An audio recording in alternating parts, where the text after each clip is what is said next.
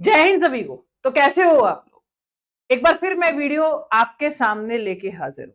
आपने ना भारत में एक कहावत सुनी होगी कि कितना भी गहरा पाद लो बुलबुला ऊपर ही आता है, कितना भी झूठ बोलो सच जो है हमेशा सामने आता है। चंद्रयान 3 जब से लॉन्च हुआ है अमेरिका के ऊपर दोबारा से उंगली उठने लग गई है कि भाई जब तुमने चांद पे इंसान भेजे थे वो झूठ था या सच था। अमेरिका में अब भी 1/4 लोग इस चीज को झूठ ही मानते हैं। और भाई ये सवाल जो है दोबारा से ताजा हो गया है जब से चंद्रयान 3 लैंड हुआ है। आज इतनी टेक्नोलॉजी है उसके बाद भी हमारा चंद्रयान 2 फेल हुआ था और 3 इतनी मुश्किल से सॉफ्ट लैंडिंग हमने करवा के लैंड करवाया, चांद पे उतारा है। तो उस वक्त अमेरिका ने इंसान कैसे भेज दिए, ये बहुत बड़ा सवाल है। और रशिया तो बहुत पहले से इनके पीछे हाथ धो के पड़ा हुआ है कि जहां तुमने झंडा गाड़ा था वो वहीं पे ही होगा ना, जहां तुमने पहली बार पैर रखे थे वो वहीं पे ही होगे ना। अगर तुम झूठ नहीं बोल रहे तो इस बात को तो हम पता लगा के रहेंगे रहेंगे, क्योंकि रशिया ये मानता है कि जो उसके टुकड़े हुए वो अमेरिका की वजह से ही हुए। जो सोवियत संघ जिसको पहले जाना जाता था अब वो रशिया है। तो भाई इसके जो टुकड़े हैं वो कहीं ना कहीं अमेरिका की वजह से हुआ है। तो ये तो भाई हाथ धो के पीछे पड़ा हुआ ही है। अब ये जो रशिया और अमेरिका की दुश्मनी है ये कहां से शुरू हुई और ये जो मुद्दा है ये आया कहां से? झूठ जो है, ये जो झूठ की कहानी है, ये जो पूरी मूवी बनी है भाई, पूरी फिल्म बनी है, आज आपको बताएंगे फिल्म बनी कैसे है। तो इसकी शुरुआत ऐसे होती है जैसे दो पड़ोसी की लड़ाई से होती है कि तू 2 मंजिल मकान बना रहा है तो मैं 3 बनाऊंगा, तूने 4 सीटर ली है तो मैं 6 से लेके 7 सीटर गाड़ी लूंगा, तू गोबर खाएगा तो मैं भी गोबर खाऊंगा, बस वही वाली बात है। तो भाई ऐसा हुआ, रशिया जो था 1950 और 1960 के दशक में बहुत बढ़िया काम कर रहा था और पड़ोसी की जो लड़ाई है कोल्ड वॉर जो है वो रशिया और अमेरिका के बीच में यही से शुरू हो जाती है। और ये बात है 1950 से लेके 1960 के दशक में, जब रशिया बहुत ही बेहतरीन काम कर रहा था स्पेस एजेंसी, यानी अगर देखा जाए तो अंतरिक्ष के मामले में, स्पेस के मामले में बहुत बढ़िया काम कर रहा था रशिया। आप सभी को मैं बताना चाहती हूँ, बहुत लोगों को पता नहीं होगा, ताऊजी और मेरे बड़े छोटे भाई बहन और मेरे सारे सभी लोगों को सबसे पहले प्रणाम और फिर मेरी बात सुनना। अंतरिक्ष के अंदर, स्पेस के अंदर सबसे पहला जो इंसान भेजा गया था वो रशिया के द्वारा ही भेजा गया था। रशिया ने सबसे पहले अंतरिक्ष में इंसान भेजा था जिनका नाम था यूरी गैंग्रियन। अपने बच्चे से पूछना जीके की तैयारी करके कि भाई पहला इंसान जो अंतरिक्ष में गया था वो कौन था। यूरी गैंग्रियन ये गए थे 1961 में, 1961 में गए थे। और उसके बाद इन्होंने एक कुतिया को भेजा था, लतिका को, कहीं से गली से एक कुतिया पकड़ ली थी, लतिका को भेजने की कोशिश की गई थी लेकिन उसकी हार्ट बीट बहुत, उसके हृदय की गति बहुत ज्यादा तेज हो गई थी तो ये मिशन फेल हो गया था, आकाश में ही उसकी मौत हो गई थी। उसके बाद इन्होंने एक महिला को भेजा 1963 में। पहली महिला जो अंतरिक्ष थी हमारे भारत में तो कल्पना चावला है, और अगर मैन की पूछे तो राकेश शर्मा, ठीक है, पुरुष की पूछे तो राकेश शर्मा जो भारतीय है जो अंतरिक्ष में जा चुके हैं, पहले भारतीय राकेश शर्मा और पहली जो वुमेन है जो नासा से गई थी वो थी कल्पना चावला, ठीक है। इसरो से गए थे अपने राकेश शर्मा। अब आगे बढ़ते हैं, वैलेंटीना जो है वो पहली महिला थी जो रशिया से गई थी। अब ऐसी चीजें देख के जो अमेरिका है उसने अपने बाल नोच लिए और उसको हार्ट अटैक आ गया। तो लोगों ने पूछा कब रे, कब फैजू, कब फैजू? तो फैजू बोलता है, ठीक है, फैजू बोलता है सबका बदला लेगा रे तेरा फैजल। फैजल ने एक स्कीम बनाई, यानी अमेरिका ने एक स्कीम बनाई। और भाई उस टाइम था इलेक्शन का दौर, तो इलेक्शन के दौर पे एक स्कीम बनाई और उस टाइम जो राष्ट्रपति थे वो थे प्रेसिडेंट जॉन एफ कैनेडी। तो प्रेसिडेंट एफ जॉन कैनेडी ने कह दिया कि भाई हम ना चांद पे जाने की सोच रहे हैं और अमेरिका पहला ऐसा देश बनेगा जो चांद पे जाएगा एस्ट्रोनॉट के साथ।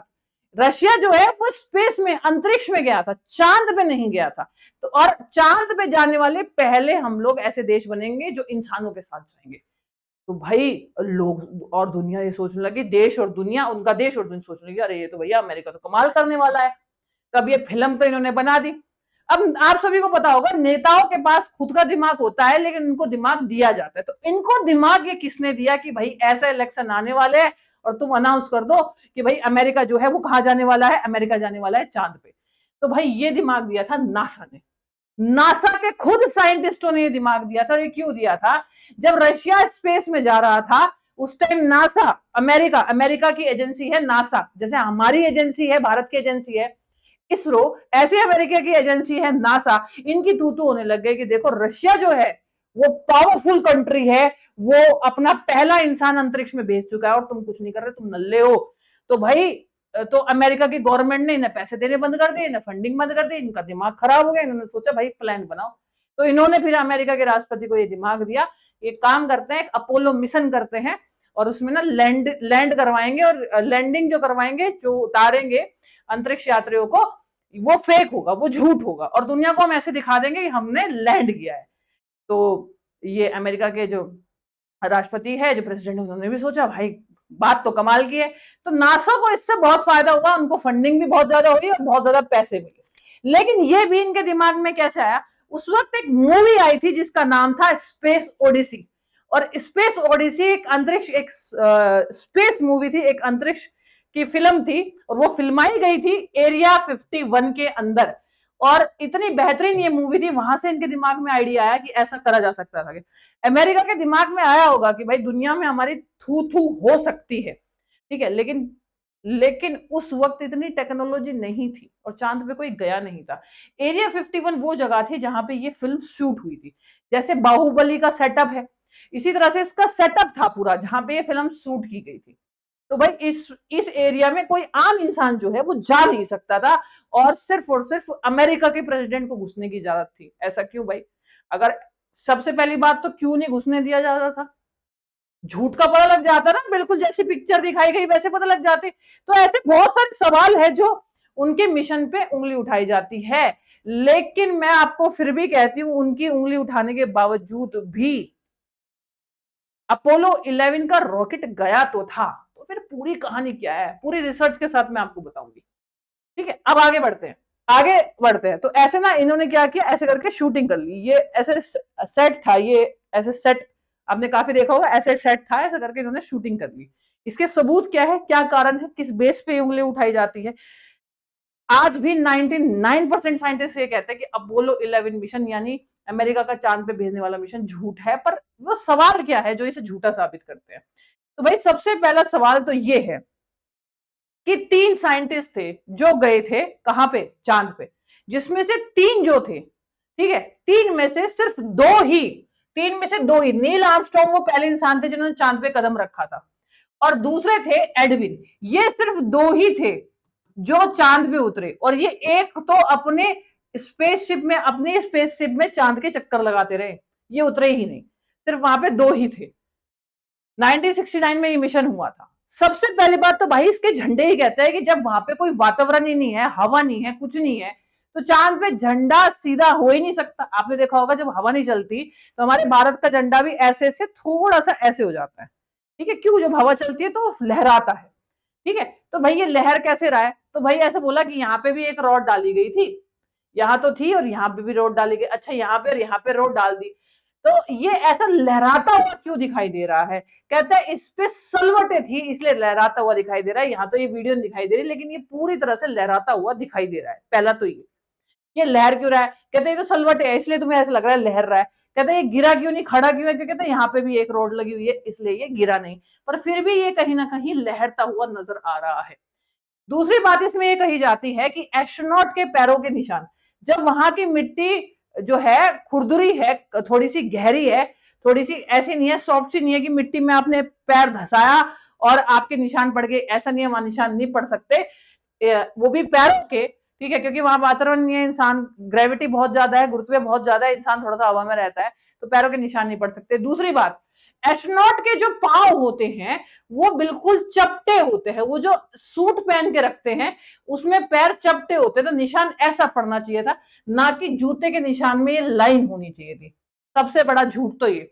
दूसरा बड़ा झूठ ये कि इनके परछाई कैसे बन रही है। तो उन्होंने बोला कि चांद की जो चमक थी, धरती की जो चमक थी, उससे परछाई बन रही है। अगला क्वेश्चन पूछा जाता है यहां तारे क्यों नहीं है? कहता है जब इन्होंने लैंड किया, जब ये उतरे तो उस टाइम सूरज उगा हुआ था, इसलिए चांद पे क्या नहीं, तारे नहीं दिखाई दिए, आसमान में तारे नहीं दिखाई दिए, ठीक है। अगला ये कहते हैं कि भाई जब शूट किया गया तो एक इंसान, एक एस्ट्रोनॉट तो आपको यहां दिखाई दे रहा होगा, एक इंसान की परछाई यहां और दिखाई देती है। जब 2 इंसान के अलावा कोई तीसरा इंसान मौजूद नहीं है तो उनके जो आपका जो वो एक होता है ना, ये मास्क सा होता है, ये जैसे हम चश्मा लगा लेते हैं ऐसे इनका ये ढका हुआ होता है, इस पे ये तीसरे इंसान की परछाई किसकी है? जब दूसरे इंसान ने फोटो ली तो इस तीसरा इंसान कौन था जो ये परछाई यहाँ पे आपको दिखाई दी? दूसरा, जब ये मिशन हुआ तो भाई बहुत बड़ी स्पेसशिप से ये उतरे होंगे, तो वहां गड्ढा क्यों नहीं हुआ? जैसे ये पूरा का पूरा है, जब ये उतरे तो यहाँ गड्ढा क्यों नहीं हुआ होगा? वो फोटो तो खैर मैंने नहीं लगाई। तो ये तमाम सवाल है जो उठते हैं इस बात पे कि भाई अपोलो मिशन हुआ था या नहीं हुआ था, चांद पे लोग उतरे थे या नहीं उतरे थे। रोमन भाषा में एक पत्थर पे सी भी लिखा हुआ था, वो अपत्थर आया कहां से? तो रशिया ये कहता है कि अगर तुम उतरे होंगे तो झंडा भी वही होगा, पैर के निशान भी वही होंगे, वातावरण तो है नहीं। अब जैसे हमारा लैंडर रोवर है, तो रोवर ने चल के निशान बनाए हैं वहां पे, तो वो निशान आज भी अगर कोई साउथ पोल पे चला जाए, दक्षिण ध्रुव पे चला जाए चांद की, तो वो वहां मिलेंगे। और मैं आप सभी को एक बहुत बड़ी बात बता देती हूँ, जब ये अमेरिका ने अनाउंसमेंट करी थी कि हम लोगों को चांद पे उतारेंगे, तो इन्होंने 1500 साइंटिस्टों की एक टीम थी जो हिटलर के टाइम पे हुआ करती थी, जिसने द्वितीय विश्व युद्ध में हजारों मौतों के वो कारण बने थे, उनको लाए थे ये, क्योंकि रशिया की साथ में इन्हें लड़ाई करनी थी, एक तरह से इनके कंपटीशन था, तो ये बिल्कुल पगला गए थे। हजारों की मौत वाले, हजारों की मौत का जो एक कारण बने, उन साइंटिस्टों को ये लेके आ गए थे। खुद पाठ पढ़ाते हैं ह्यूमैनिटी का, लोगों का, मनुष्य का एक पाठ पढ़ाते हैं ये लोग, और खुद जो है उन्हें लेके आए थे। तो आपको बता देते हैं कि जो अपोलो 11 मिशन हुआ था चांद पे जाने के लिए, ये 3 एस्ट्रोनॉट चांद पे नहीं गए, ये गए तो अंतरिक्ष में, लेकिन चांद की सतह का चक्कर लगा के वापस आ गए, और वहां से वापस आ गए, और ये दर्शा दिया। बाकी की जो शूटिंग है वो तो एरिया 51 में हो गई, और चांद के चक्कर लगा के ये वापस आ गए। आप सोचिएगा कि आज इस मिशन को आज 54 साल हो चुके हैं, 54 साल में इन्होंने दोबारा जाने की हिम्मत क्यों नहीं की? जबकि आज तो टेक्नोलॉजी बहुत अच्छी हो चुकी है। इनका जो अंतरिक्ष यान था वो इतना मजबूत नहीं था कि चांद के अंदर घुस सके। अगर ये चांद के अंदर घुस भी जाते तो पूरा का पूरा तबाह हो जाता, चांद के अंदर घुसते ही जल जाता, और ना ही इनके रॉकेट में इतना ईंधन था कि ये वापस आ पाए। तो ये गए, चांद का चक्कर लगाया और वापस आ गए। ये कुछ ऐसे है जैसे किसी को बोले कि मंदिर के अंदर जाना है, मंदिर के चक्कर लगा के आ गए, तो गया था मंदिर, उससे पूछ ले, मंदिर के बाहर नहीं खड़ा हुआ था मैं। तो बाकी की शूटिंग कर ली, मतलब इन्होंने साइंटिस्ट लगाए, काम भी करवाया, लेकिन बस चक्कर लगा के चांद के वापस आ गए। चांद पे आज तक नासा गया नहीं। हालांकि आप लोगों की क्या राय है? बहुत लोग ऐसा भी बोलते हैं, बहुत लोग प्रूव भी करते हैं। हमारे कुछ लोग हैं, कुछ नमूने हैं यूट्यूब पे जो प्रूव करते हैं कि हाँ, अपोलो 11 जो है वो चांद पे गया था। आज तक कोई देश चांद पे जा नहीं पाया। अमेरिका उस टाइम चांद पे गया था, चलो अमेरिका उस टाइम चांद पे गया था, फिर दोबारा क्यों नहीं गया? अब जैसे हम लोगों ने चंद्रयान 3 गए, तो हम पहले ऐसे बने जो चांद पे गए, तो हम चंद्रयान 4 से दोबारा से चांद पे जा सकते हैं, 5 से भी जाएंगे, क्योंकि हम एक बार जा चुके हैं तो हमें पता है ना कैसे जाएंगे। तो 54 साल में ये दोबारा जा ही नहीं पाए, इसमें बहुत बड़ी शक की बात है। खैर, कमेंट बॉक्स में जय हिंद लिखना ना भूले। और आपको क्या लगता है कि अमेरिका चांद पे गया था या नहीं गया था, या फैजू की तरह बिल्कुल पगला के बोला कि अब तो मैं जाके रहूंगा चाहे कुछ भी हो जाए? तब तक के लिए जय हिंद, जय भारत।